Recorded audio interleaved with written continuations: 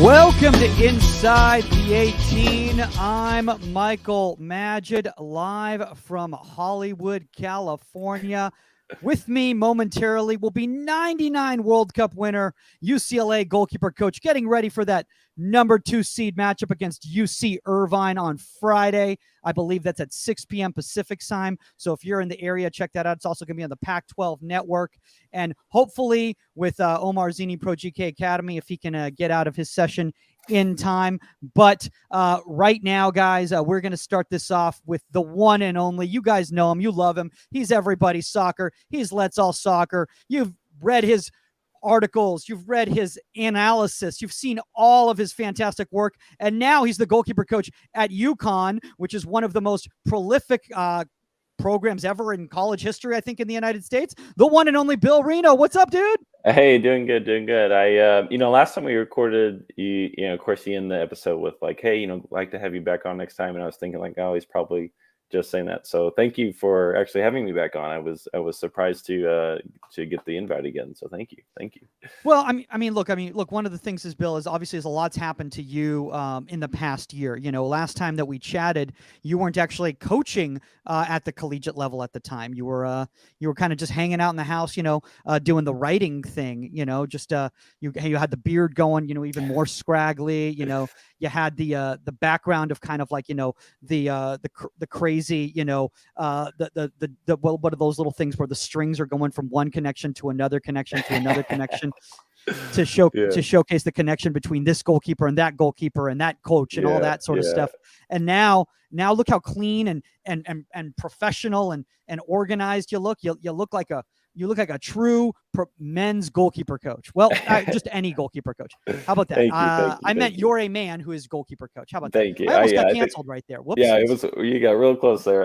No, it's been a long road, and I think with goalkeeping, if there's one thing I found out over the last decade or so is that there's a lot of ways you can interact with it. There's not just playing or coaching. There's a lot of other avenues there. So bounced around a bit for sure and kind of sunk my teeth in a couple different areas. But no, it's good to be where I am, and I'm happy to be back on the show. So thank you.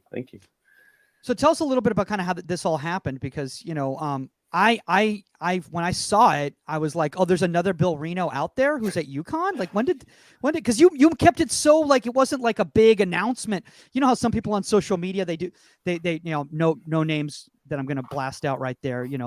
Maybe there's a few that may even be on this podcast that blasted out to the world when they get a new job. But you just kind of like very quietly took on one of the biggest positions in the country.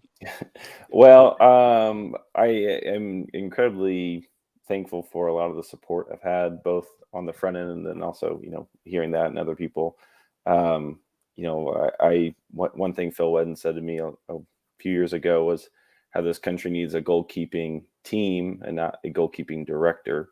And obviously we need a goalkeeping director on top of that with the national program. But no, I think that definitely felt that. I'm not a big fan of, this might be a hot take, I'm not a big fan of the phrase goalkeeper union, just because I feel like it's over commercialized and this weird, I feel like people throw it out there like, oh, like now I'm in now because I said this catchphrase. It's like, I try not to overuse that, but I genuinely am very thankful for a lot of the help I've been, as far as references and guidance. And I'm constantly calling a lot of coaches of like, hey, what do you think about this and that? I've had a lot of support in that sense. So it's been good. And then I think for me personally, like just didn't, I don't know, feel the need to put stuff online. I wanted my work to speak for itself. And I didn't think I felt called to put stuff online personally. So nothing against anyone that does that. It's just not something I really was interested in doing. So yeah, for the longest time, I just thought you were an AI. Like I was like, well, who's this guy who's writing all this content right here? This guy's incredible. This clearly must be a machine that's doing all of this. Yeah, so, sometimes it doesn't feel too far off of that as far as like how much I'm trying to reach out and watch and cover and write about this. It does seem a little absurd at times, but it's good to know that I guess in some sense I was doing such a efficient job. I felt somewhat like a computer to someone, so I guess that's a plus. Yeah.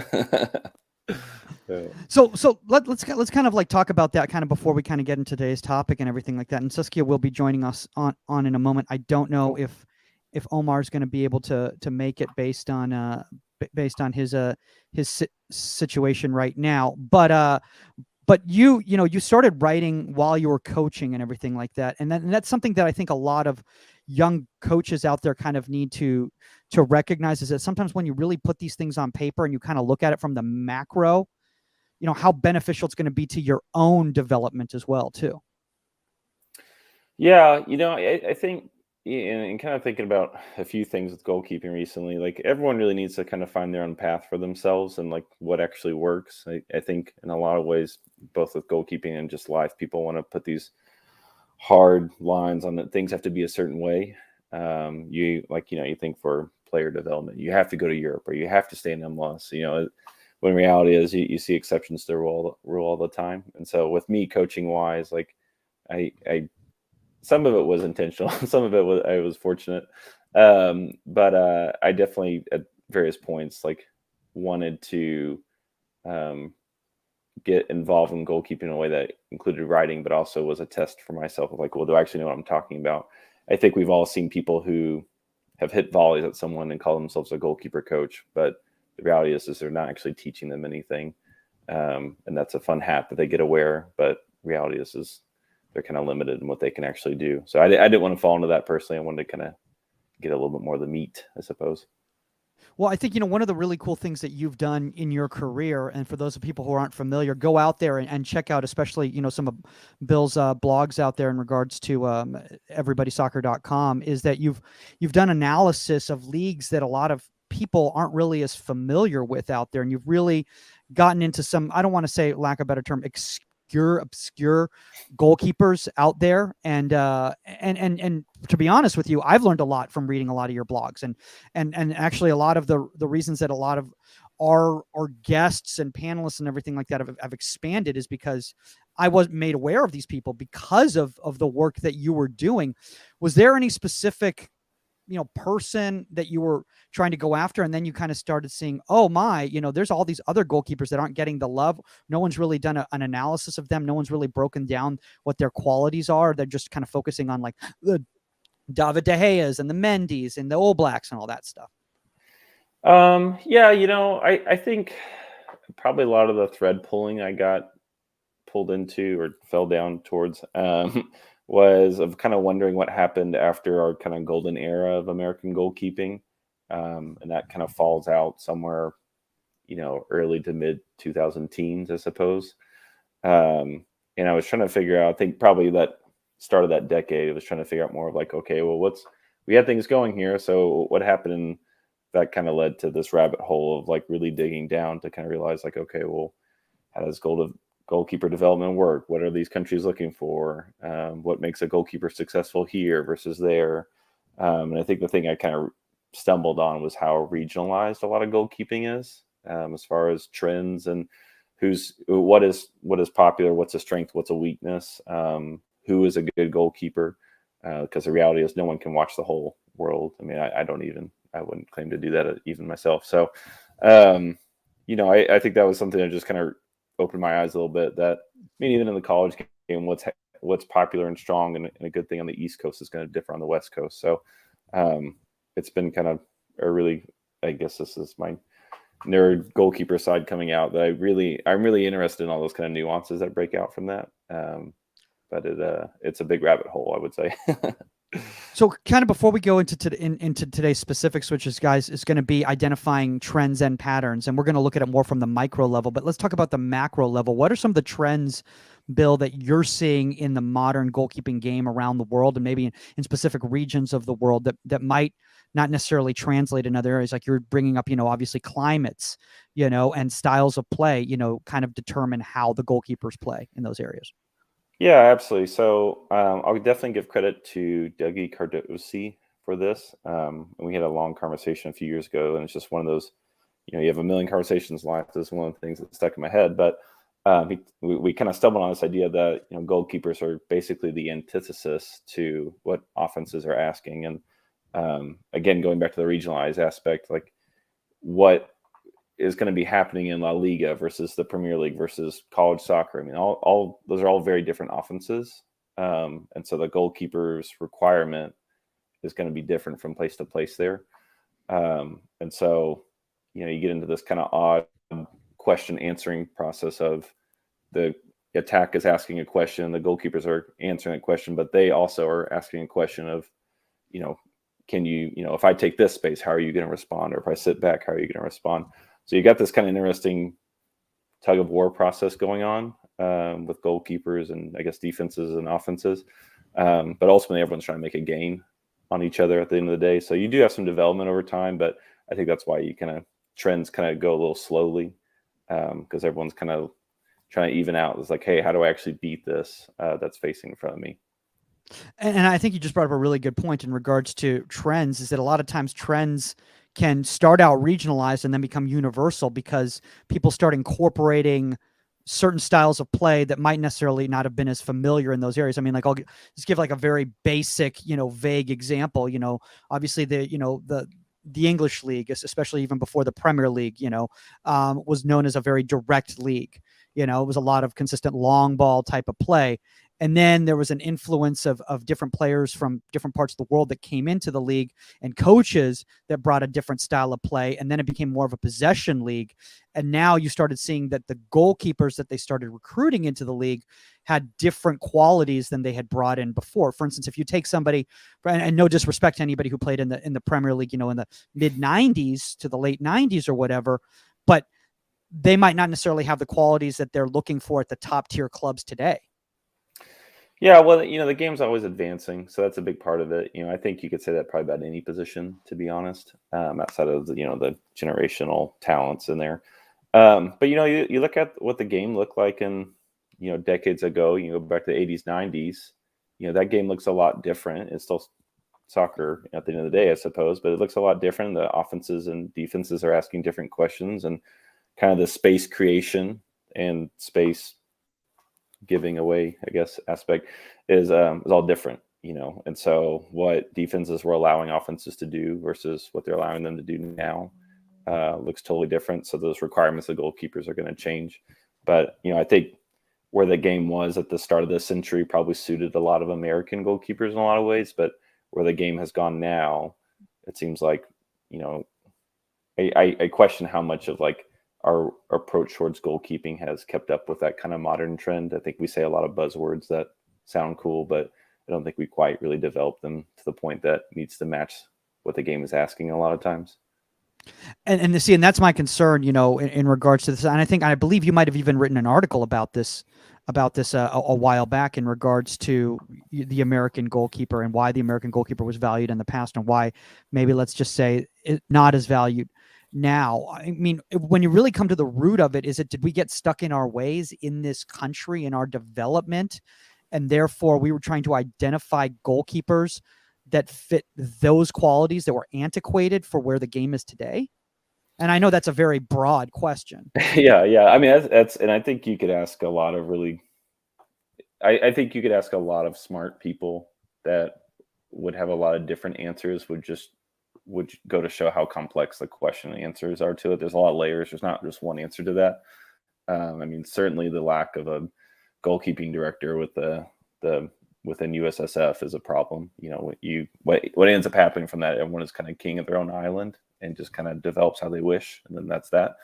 But I think you're going to see goalkeeper development on a world stage isn't necessarily like this. You're going to have kind of ebbs and flows and spikes and what becomes important. I mean, when they changed the back pass rule, it didn't instantly overnight turn into everyone's playing possession. It took time to get there.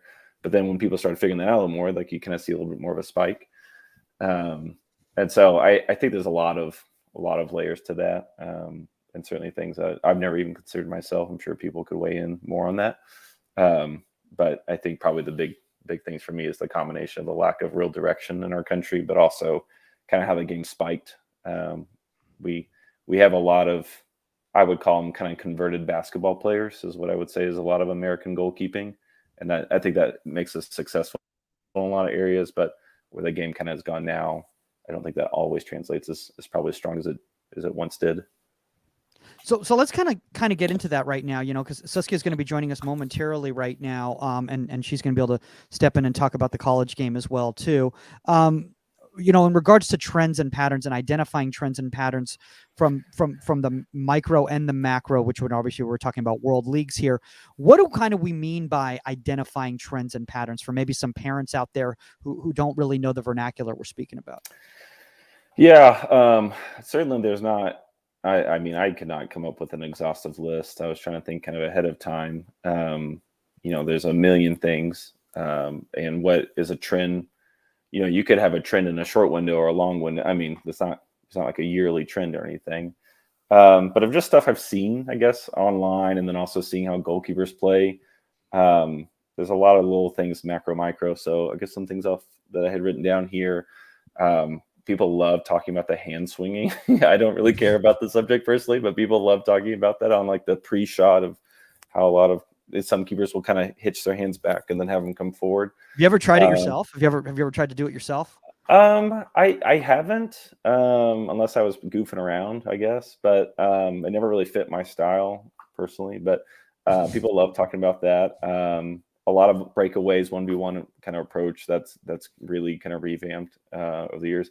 A big one I see a lot of the time now. This is probably the hot topic one, is how many people you should have on your post for a corner. That's a big one. Sweeper keeper was a big one that I feel like is kind of falling out because everyone realized how difficult it was to really institute. So they kind of backed off a little bit, even though they said it was the new wave. You see a lot more foot saves now. I'm sure Stan Anderson would bark about how much our keepers don't hold balls, and I think he's got something to that. Of course, playing out of the back, and then even something as small as like facing penalties. I think I cannot remember the goalkeeper's name, but the spaghetti legs, like distraction stuff. Like I think what we're at now in penalties is like the goalkeeper is very still and is trying to maximize the time to read the striker before they go. They're not trying to show their hand too soon. Whereas before, like I think they kind of guess a little bit earlier. Of course, crossing as well is another big one. That how the game, again, this goes back to the kind of the question answer process of the attack is asking a different question with crosses now versus 10, 20, 30 years ago. And so the goalkeepers are answering that question a little differently. So you can get into a lot of the minor. I mean, you can get something as small as like maybe catching the ball more of a diamond versus a W grip. I feel like that's just in my anecdotal experience has gotten a little more popular over the last 10 years. So big, small, there's a lot of trends there. Yeah, and I think in regards to all these trends, I think I want a lot of young coaches out there to hear this, and even young goalkeepers out there to hear this, that just because something is trendy doesn't necessarily mean it's effective for you. You have to find what works for you. And for some people, they feel comfortable doing an arm swing and they can time it just right and it works. For other people, it's very ineffective. I think it was funny. I think you were bringing up Jersey Dudek when it was the whole jumping jacks type of thing. And I think first time I think I saw that was 2004 in the Champions League when he did that. I'd never seen anybody. And I was talking to my friend Nate Failing, who at the time was goalkeeper coach at Santa Barbara. And he said, a year from now, you're going to see every goalkeeper doing that because every goalkeeper is watching this game right now. Yeah. And sure enough, it became the next thing. I did it. And I'm like 5'8", so I don't know what I'm doing because I'm not covering anything. What am I trying? I don't know. Yeah. I'm basically trying to wasting fool my them time. to think you're actually a little taller than you actually are. Maybe you put those exactly by throwing my hands up there, like that guy's got at least a reach of 7 feet. By doing that. Peter Falilia has a great question right here, and I want to throw this up right here for you, Bill. And he goes, with different trends, where do you begin with a youth goalkeeper starting out? And that's a great question, Peter.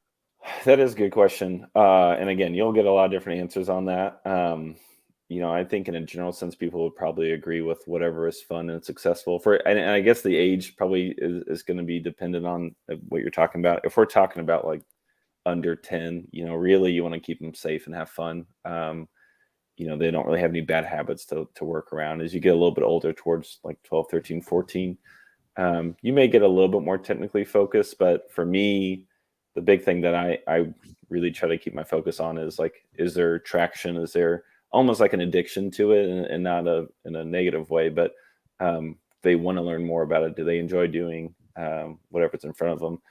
I may think that, hey, they need to work on their handling, but if that is incredibly boring for them, can we find a way to not table that completely, but have a way to blend that in somehow? But ultimately for me, I would say, you want to make sure they're having traction going forward, even if they don't go play professionally. That's fine. But you want to make it worth their time, and you want to make them feel kind of empowered and successful. The position is difficult and scary enough. You don't need to double down on that. So, but that's a great question, and a lot of different answers on that for sure. Oh, absolutely. Look who's here. Hey, Look who's here. there we go. Yeah. Hi, Bill. How are you doing? Sorry about the delay. No, you're all right. You're all right. No, that's all right. Apologies on the 2 seed. I it's some polarizing. Yeah. Hey, but I said this might actually be good. This might be good motivation for y'all, because now you have something to go prove. You go show them that you're the 1 seed. You go beat. Yeah, Tues, East Coast bias. Sorry. Yeah, I know. I mean, and not only we lost the 1 seed to my alma mater, so to Rutgers. Yeah. Rough. Yeah. Okay. But yeah, no, I'm psyched. Psyched for the game on Friday and for everything. Yeah. It doesn't really matter. You got to play who you play. Period. Sure. No, absolutely. Yeah. Yeah, absolutely.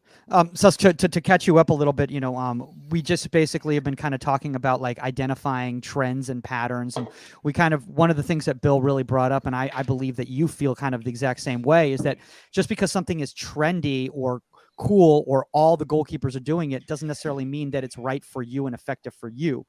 So you still need to be honest with who you are and what your qualities are to find the best way to play that works for who you are. Yeah. Like my favorite case save or block save or whatever you want to call it. Yeah, it's not right for everybody. It's a great example. And I think it's trend. I think it's a trend. And as a coach, you have to make sure players don't get caught up in certain things or are doing it properly. And I think we find a lot with that as an example is, distance from the ball is wrong, and not understanding when to use that, when to stand somebody up, when to, hit a 50-50 on a collapse at somebody's feet. And I think that as coaches, we have to really educate when trends like that come up. Yeah. Well, and I'll tack on too. And I think just the way kids are kind of being taught today is we're giving them a lot of hard answers on everything. And of course, coach to coach, that's going to vary on what that answer is, as opposed to really encouraging more of an exploratory process. Because you get, if you have one keeper who's 5'8" and one who's 6'3", like you can't coach them the same way. And they themselves need to recognize, okay, I need to play different than this goalkeeper next to me. But I think a lot of times, I think I fall into this myself for sure. A keeper will ask me, what should I have done there? And I want to give them a direct, definitive answer. But the reality is I need to teach them to learn, essentially. Yeah, absolutely. And they need to be able to kind of think, okay, what are the tools I have? How do I need to approach that? What's good for me, as opposed to just a definitive, this is what I have to do here.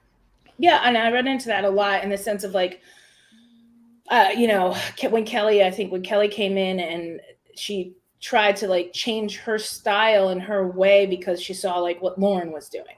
Yeah. And I'm like, Kelly, you're brought in for certain strengths and stuff. And Lauren's a different goalkeeper than you are. So let's enhance those strengths, work on your weaknesses, but you're not here to be a Lauren. You're here to be a Kelly.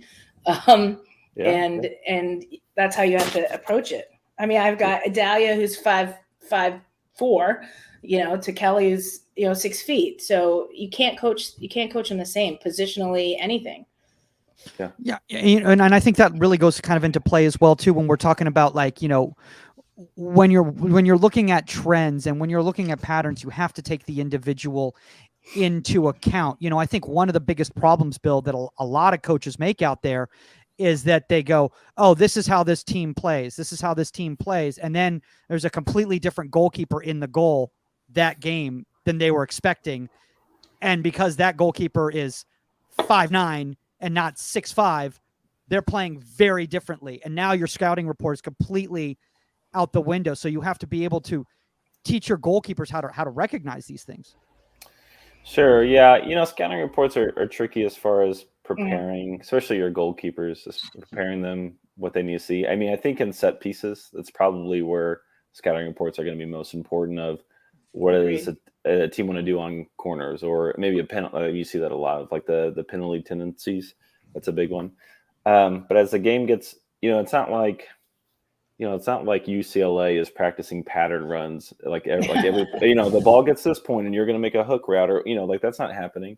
And there will be like a little bit of like familiarity as like which players on what parts of the field I get that, but it's a lot of improv in the game. So you have to make sure you have a balance of, okay, like I do need to be prepared for some high likelihood situations, but on the other hand, like you play the same team 20 times in a row, like they're going to have different looks on goal, and you need to make sure you have as many tools in your toolbox as you can to face those. Yeah, and I think, Saskia, one thing that I think you've always brought up a lot of times is that goalkeepers need to still be instinctual. And a lot of times goalkeepers over-prepare with these scouting reports, and they try to play this concept, this idea of these patterns that their coach told me, hey, watch out for number 7. They're going to always be doing blah, blah, blah. So all they're doing in their head is they're thinking about when number 7's doing that. And by then the ball's in the back of the net because number 7 never did that. Yeah. And, I agree. I think on set pieces and stuff, teams tend to have like plays, and I think scouting reports are good for that. I waver a bit on penalties because it depends on the individual goalkeeper, especially if you're in a shootout situation where you can sit there and we could take last season again, against Clemson, we had seen all of them because they had taken penalty kicks before, which way they go, all that stuff. And I'm the kind of person, like, part of me is like, I don't really want to know, because now we're getting into a head game, and do they know I know? And if the first kicker goes the opposite direction and I go the way I thought she was going to go, well, now all their kickers know that I've seen the scouting report, and it gets kind of crazy. And it actually, I think, to be very blunt, I think it really hurt us in that shootout against Clemson. And I think that there has to be a certain amount of instinct once you get into that situation from the goalkeeper to understand the player in front of them, the situation, and be a goalkeeper at times. Same with just like the flow of the game and stuff. You can't just assume it. There's too many. It's a gray area. There are too many choices out there to do things. Yeah. Well, and we talk about this information process, but I think something that gets forgotten about is kind of this pattern recognition. So, I mean, I think a lot of goalkeepers, maybe they can't verbalize it, but everyone kind of knows what it looks like when a player's kind of leaning their body a certain way to pull this ball across. And so if in your head you've been told, hey, you have to go, this way, but your eyes are seeing something that's telling you the opposite. Well, now, like, what you don't want to get caught into is like trying to make two different decisions, and now you've made no decision at all. Yeah, and you're slow on your decision making because of it. And I think like a good example was the PK against USC the other day. Like watching the player line up. I won't call her out, but watching her line up. For me, the way she lined up to take the shot, it was pretty much obvious what side she was going to, because it would have been incredibly hard PK to come back across her body from the run up and from the distance. And she did go that way, and Lauren almost got a hand to it. And Lauren read that at that time in that player, and I think that, you can't get two in your head. You can't. Mm-hmm. And you can see when it happens. Yeah, absolutely.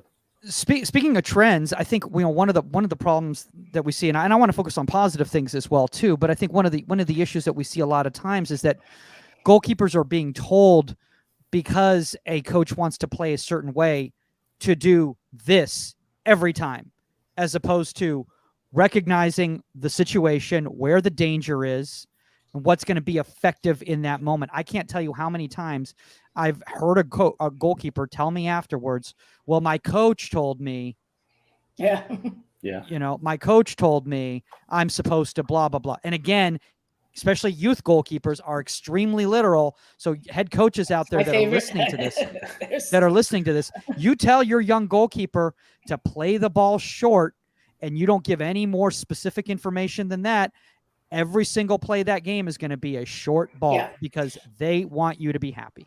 And that's actually a really good example, Mike. I think that, with now the short, we'll take goal kicks, for example, with the short goal kick, don't be so literal. Like you have to be a student of the game during the game as well. You have to understand the scenario. Has your team been under pressure for, the past 5 minutes and we haven't been able to get out of the back? Is it time to knock a long ball to push people up and play in their end? Don't be so literal. Don't be like, I have to pass the ball short here, then they're going to play out. But it doesn't work that way all the time. And that's a trend that people get caught up in as well. We were talking, oh, this is the play. This is how we're going to do it. And we're going to do it. Well, the other team knows that too. So you have to be in that scenario, especially for goalkeepers.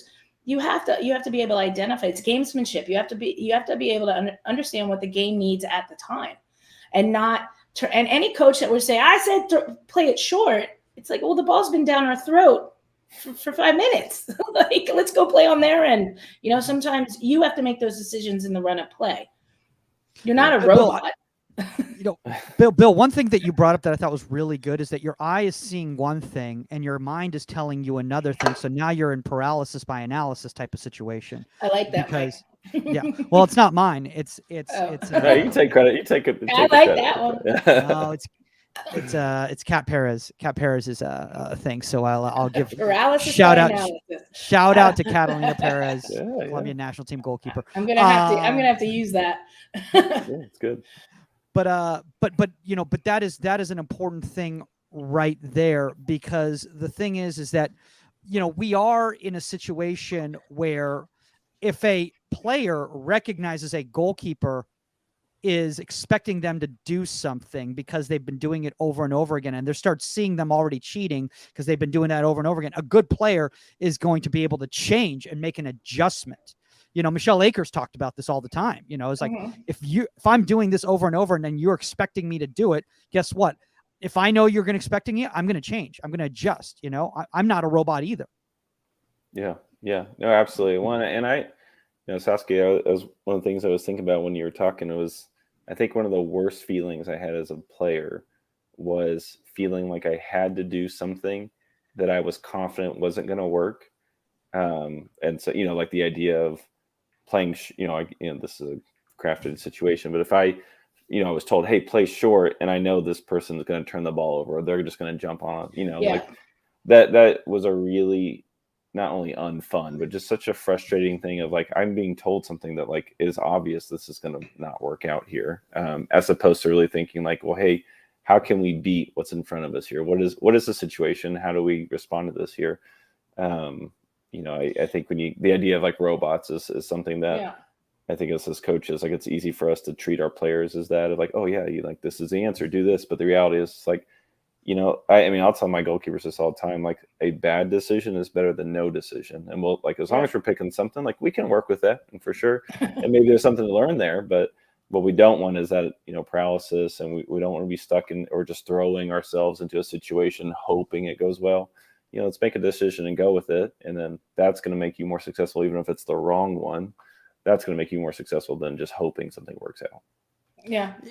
And I think, one of the things that we're bringing up right here, which I think is really solid, guys, is the whole fact that the whole reason that we identify patterns is to be able to break those patterns, or be successful and be ready to make the save because of the patterns. It's not to like, hey, cool, I just identified it, like congratulate, now I just won something. No, it's another tool out there.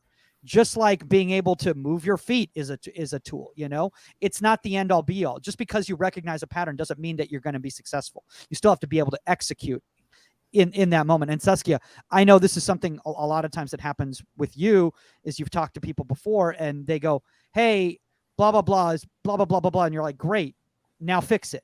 Like, just because you see it doesn't mean that's not the whole goal. That's part one, if that makes sense.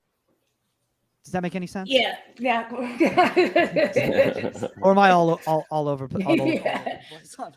Well, I will say, I think it's very easy to just sit back and kind of point out like, hey, that is or isn't working. But I think to Saskia's point, like of trying to actually get a solution or some traction or direction, like that's very, very difficult, you know, and so I think that's probably the big rub for me. Yeah. Absolutely. I want to talk about this, and then I want to kind of get into some of these clips here and everything like that. But when we're talking about trends throughout a season with your own goalkeeper personally, you know, I think that this is something that I've made a mistake in the past of not, you know, we talked about exit interviews with Sharpie last week, Susk, right? Mm-hmm. Yeah. In Mm-hmm. regards to, you know, don't make it about the last game, but make it about what you've seen throughout the entire season. So like, Susk, how can we use like the information that we've received throughout the entire year of how this goalkeeper's been progressing to help them be successful this off season to be really ready for that next year? Well, I think that, you know, obviously throughout the season, like they could be negative or positive trends. And I think that, you know, you have to identify both. And, you know, whether can't give up everything, but whether a goalkeeper is doing these are theoretical goalkeepers. Theoretical goalkeepers is doing something wrong consistently. Like, you know, during the season, you have to deal with that and break that trend and retrain that. But at the same time, like if they're starting to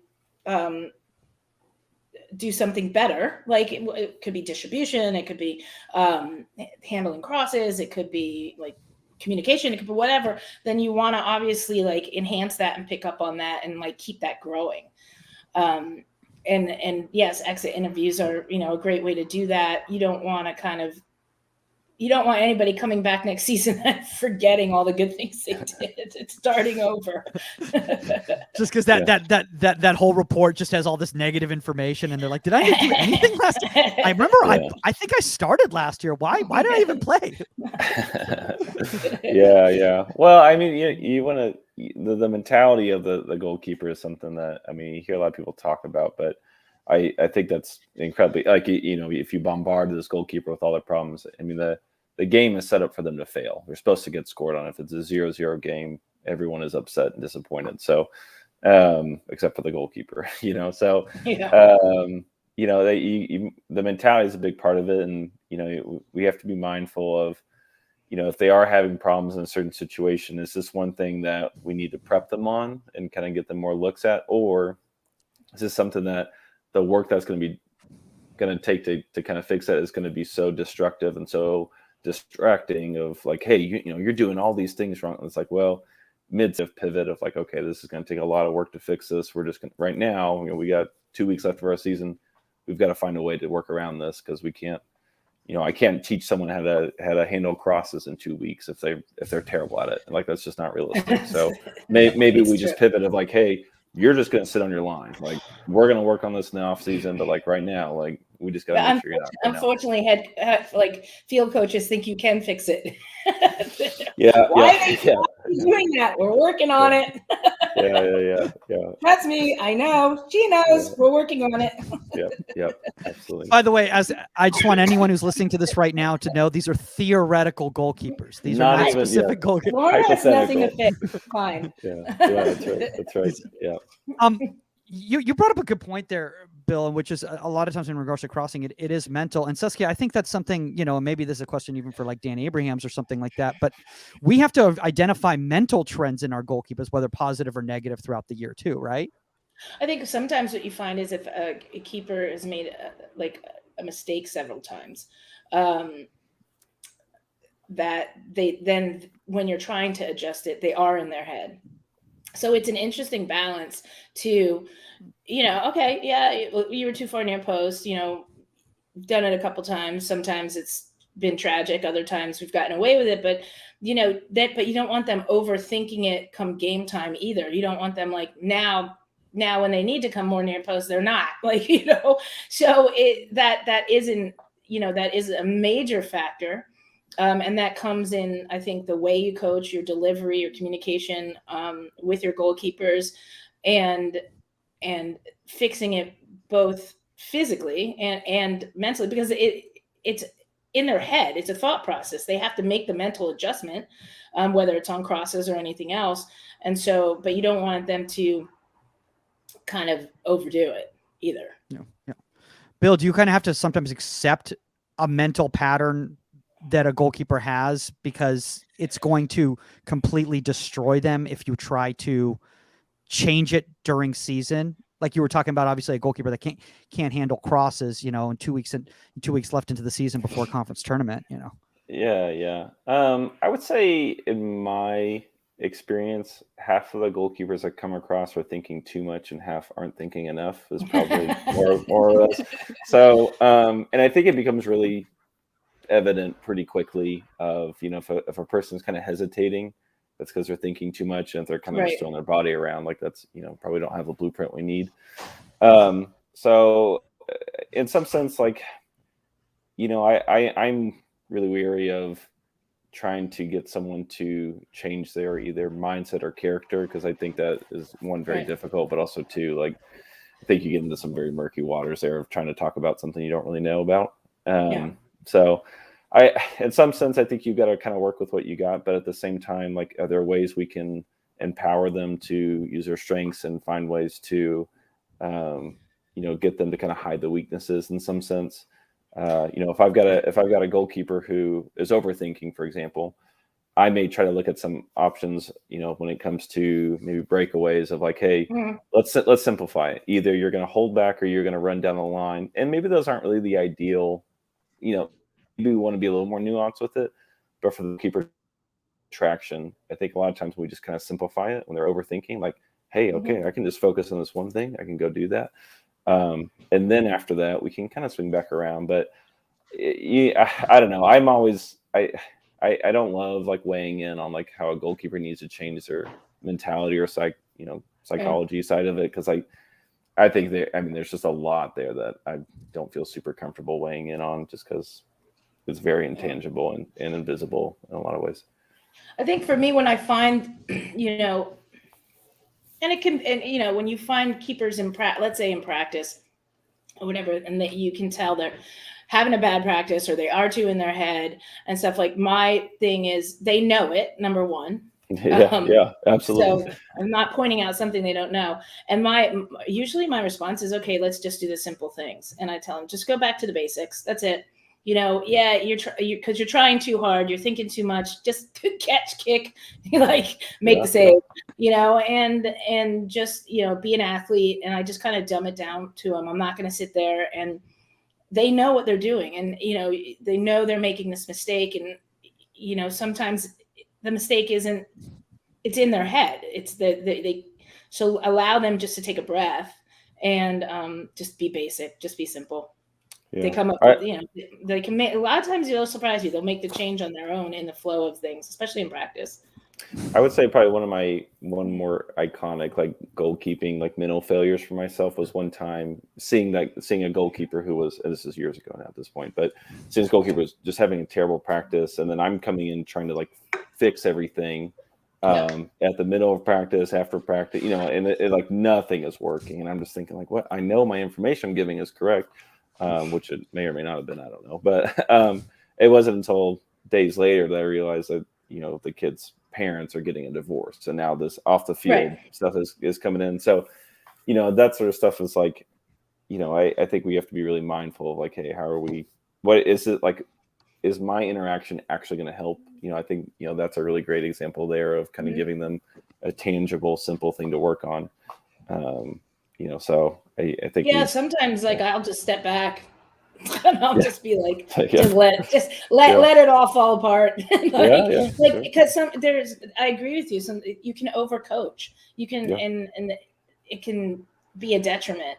And so sometimes I'll just sit and I just won't say anything. But let's see if they can figure this one out and pull themselves out of it. And if they don't, we'll come back the next day and we'll work on it. Sure, certainly. By the way, speaking of off the field, Stan Anderson just said, might check your Twitter DMs, Saskia Weber. So there must be some sort of surprise there in your Twitter DMs. Yeah, careful. Is this a virus? What's going on? I had Twitter. I have DM on Twitter. Oh yeah. Oh, there it is. Yep. Sorry. I see it, Stan. Thanks. I'll get back to you. Oh my. Well, I want to do this right now. I want to pull up some clips from Uconn season. And Bill, obviously, congratulations on your first year. Obviously, unfortunate not making the tournament. It's always difficult to make the tournament, and you're obviously in a very difficult conference. You have some of the best teams in the country, in your conference. So it's no small task and everything like that. But we want to put a little ray of sunshine on that. We want to pull up some clips of from the season right now here. So I'm gonna pull up some of these guys. I'm curious what you have here. I don't know what you're pulling up. I'm a little nervous, I must say. All right, so so we're going to start right here. So look at this team that they're playing here.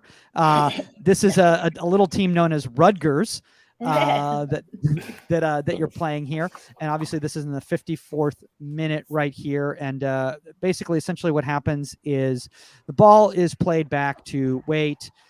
He recognizes the chase right here. He recognizes the space too.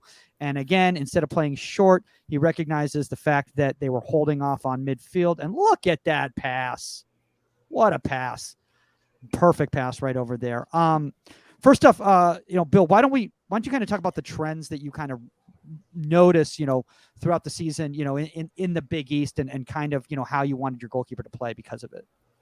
Well, I will say this. I mean, and as much as I would love to take credit for, any success we had on the field, the reality is, like, I got Jamal here for one semester, so I am slow here to say any of his successes are mine. Not to say that I think we had it. We got to a really good spot and had a really good, as far as the goalkeeping side went, I thought we did really well, to be honest. I think he personally got a little robbed on all the conference awards, but that's aside. I think one of Jamal's biggest strengths is kind of space awareness. I think this is a great example of how he's kind of recognized in this game as a whole. It was a lot of back and forth. It finished 4-2. But he's recognized that there's a lot of space in a certain part of the field. He simplifies it, connects the pass. I don't think he really overextends. I mean, this is a little bit of a distance here, but I don't think he tries to do too much. It's a pretty straightforward. Like, he sees the space here. He knows the player receiving the ball is pretty good on the ball, pulling it down, and just kind of says, okay, like let's play here. This is a lot of credit to Jamal. It's not like I was whispering the sideline, hey, when you get the ball in the 55th minute, make this pass. I mean, that's how goalkeeping works.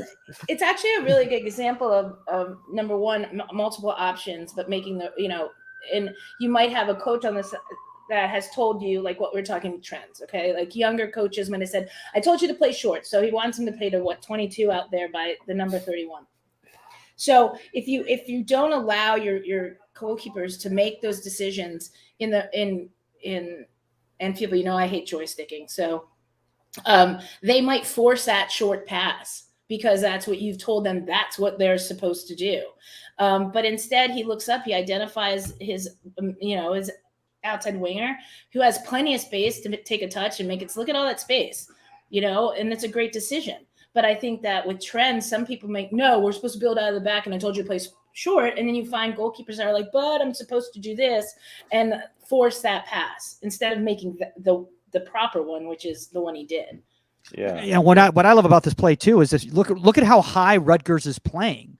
If he had played that ball short, then they could keep coming in and congesting that area, and they could get stuck in a situation where they're pressing them. But by recognizing how high Rutgers is, if this guy can get right past this dude, look at that. Now you're on a counter. Now you're in a brilliant position. Yeah, but even his follow-up player, they can 1-2 around him, and he could go down the wing. That's why I said he has so much space to make decisions with here. So, it's a good decision. Yeah. Well, Jamali, both to the team and also his own credit, like, he feels very empowered here. He can tell. I mean, his vision is top down, not bottom. Thinking short first. Right. He gets the ball. He looks up. I think that's a credit to kind of how the things are set up around here. Like, we want a goalkeeper at Uconn who can play a ball that we don't want a goalkeeper who's afraid to play that ball. Exactly. And his teammates know that, so it was good. Yeah. It was good. Yeah. I want to pull up this one. I want to pull up this one right here now. So now, we are going to move on away from this game here. Oh, God, I'm doing it again with the singing. Yeah, I know. Yeah. I'm so used to it at this point, Mike.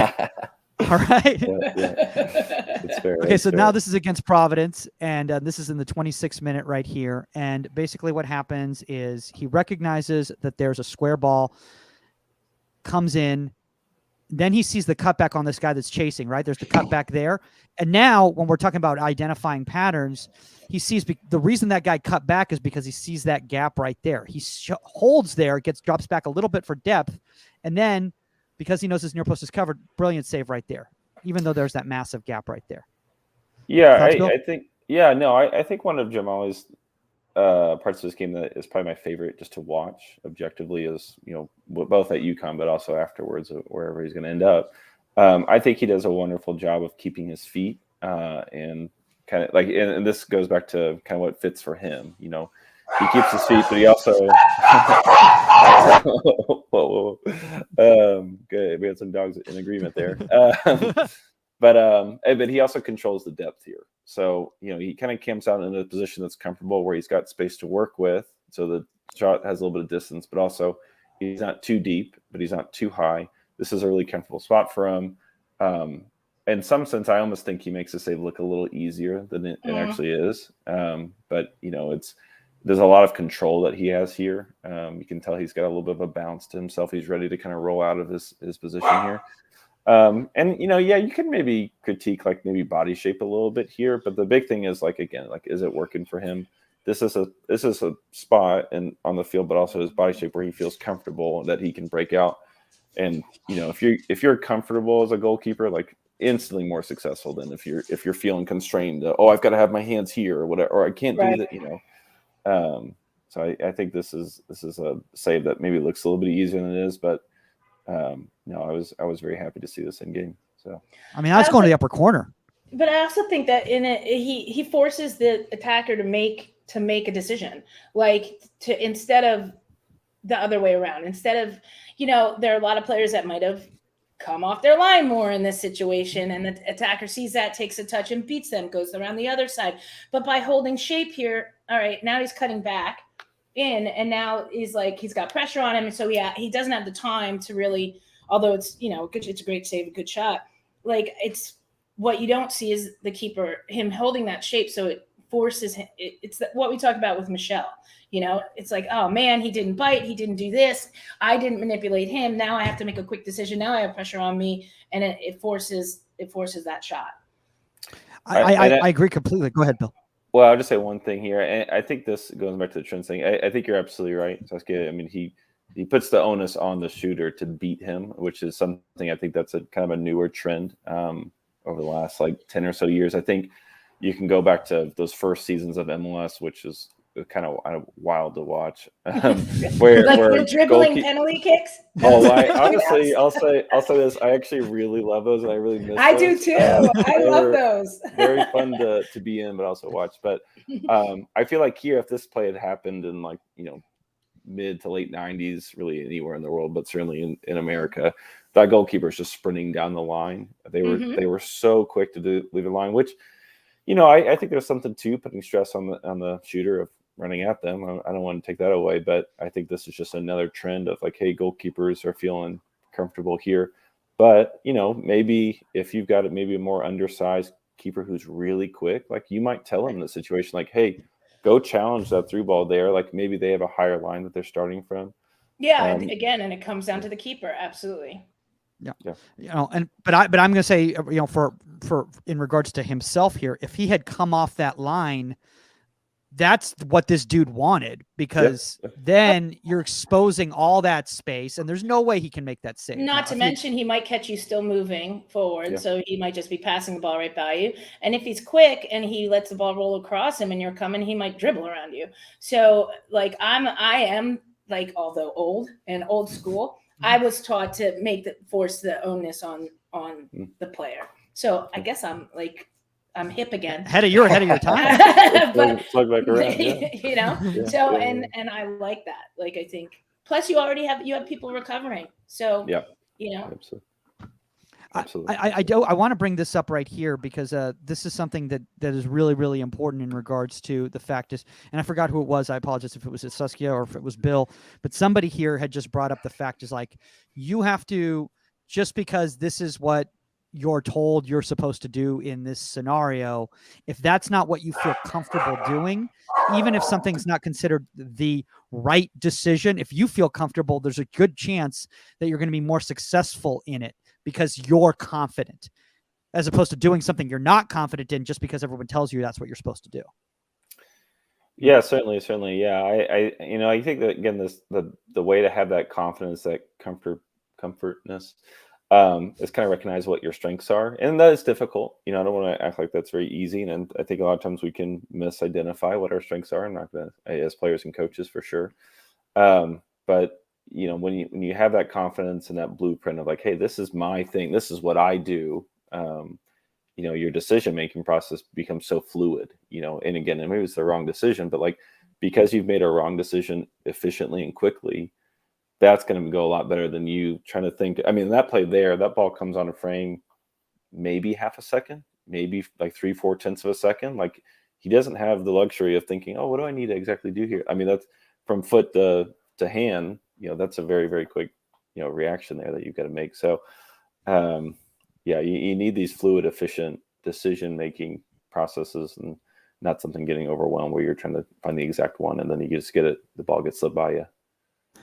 I want to pull up this one right here now. So I want to move on here. We'll go out of here as we go.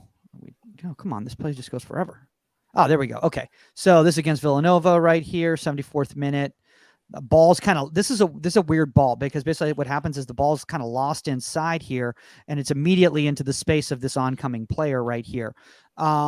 But he kind of keeps following him to the near post because he recognizes that he didn't shoot there. He keeps dragging him to the near post, recognizes he's got coverage on the back post right there, holds shape, and sees that his only option is to try to slot that ball. So just stay big and just get a little foot on that, boom, and you got it covered. There was no way that guy was going to score. Well, I said that. I said there's an easy way for him to score is if Jamali's out of control in his movement. So if you notice that ball is going against his momentum there, I think we see a lot of times where that slow ball trickles in because the goalkeeper is out of control. They're so focused on having, like, can you freeze it on right when he takes, Sure. like he puts his foot on the ball where he's shooting? Right here? No, forward. No. Right when the shot, right as the shot happens. So freeze like right. Right as the shot happens. Yeah. Right here. Okay, yeah. Right. So like, and I don't have a perfect angle on this, but like I think Jamali may be a little bit, quote unquote, too far to his right or the shooter's left as far as where the line is on this. But the big thing is that he's in control, so you can give a little bit on your positioning. And maybe he does have perfect positioning. I can't quite tell here, but the big thing, and he can make this save if he's set, but if he's out of control and in a good spot, quote unquote, but if he's out of control, the whole backside of the goal is going to be very impossible to save. So, and if he's just assuming it's going near post, and he's cheating. If he's cheating. Yeah, absolutely. So, as a big if he keeps going here as opposed to, or if once he takes a shot, if he goes because it goes under his player's leg, technically. See that? Yeah. And so he still has his body in control enough to kick a leg out. Yeah. As opposed to just going. I think that's where he got. Oh, go ahead, Bill. Well, I was gonna say I do feel like a lot of goalkeepers assume that when a defender cuts off, quote unquote, cuts off a part of the goal, that's like a brick wall. But here, as you're pointing out, that ball slips under his foot, so like he hasn't overprotected a spot. He's kind of realized like, okay, this might get blocked over here, but I'm going to get into a spot one where it's comfortable for me to break out. I'm putting a little more onus on the shooter here, and doing something that's comfortable for him. So this is one of those things that, and I never talked to Jamali about this save, so maybe he has many things to say about this, but I think this would probably be a good example of. It would be less about him doing a scientifical, like perfect, like I worked on the math on this, and more of like, hey, I felt good in this spot. I felt confident. I could make the save, and I did what was natural for me. and I think we could break it down. You could say a lot about the technique and the mechanics and stuff. But the big point for me is that like he felt confident to make the save and he felt good here. And he makes a save. That's great. It's a big time save too. 0-0 game there. Yeah. So. Yeah, for sure. Yeah. I mean, and I think, obviously now I'm recognizing, because Siska, thank you for pointing that out, that in the fact that the ball, he loses sight of that ball as his player goes in for that tackle right there. And that's why it's an immediate reaction to get that foot down. Because he lost sight. That is a very good, Can y'all believe this goalkeeper didn't get first, second, or third team All Big East? I mean, totally robbed off of it. I just can't. Oh man. I'm learning a lot about the NCAA and everything. Yeah, that's right. You show them on the back end who was right. That's the trick. You show them up. You say, you know what, y'all were wrong. And I'm gonna prove it. Exactly. Does he have another year of eligibility? I know he's leaving for a fact. Okay. I think he's finished his eligibility. I should know that, but I know he's leaving for a fact. Gotcha. And we will leave it at that. Well, I mean, obviously he's going to go on to good things. So, we were very thankful to have a good run with him, and we're all very excited about his future, and he's ready for the next level. We're excited to see it. So. Good. Well, I can't wait to see him at the next level. We'll have to have him on the show at the next level. There we go. Absolutely. All right. So I want to finish off with this one right here. This is against Yale, right? This is Yale right here. Yeah. Yeah. So in the 7th minute, so obviously this is early in the game.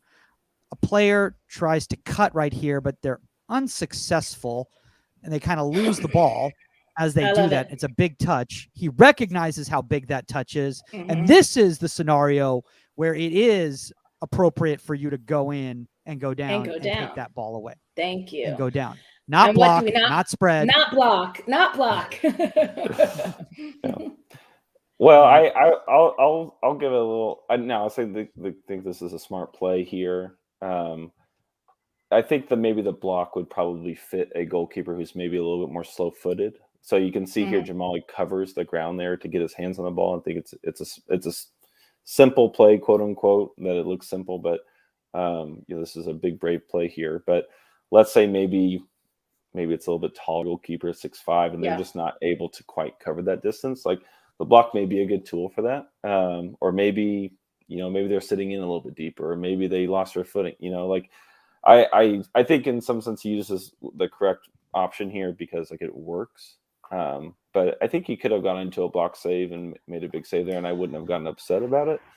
So I try to walk this line ultimately of I think there's two big camps right now in goalkeeping of anti-block and super pro block here. I'm not anti-block. It's just number one, you're going to give up a rebound, and if you don't have to, don't.